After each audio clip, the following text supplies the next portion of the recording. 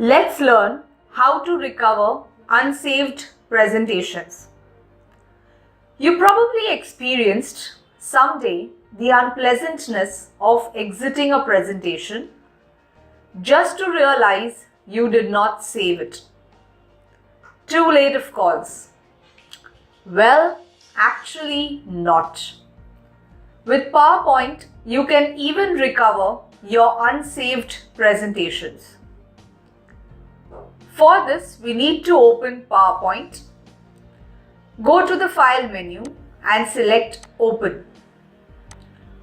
On the right, you have the list of all the recent presentations. Just scroll down to the very bottom. And here you are. You should see a Life Savior button called as Recover Unsaved Presentations.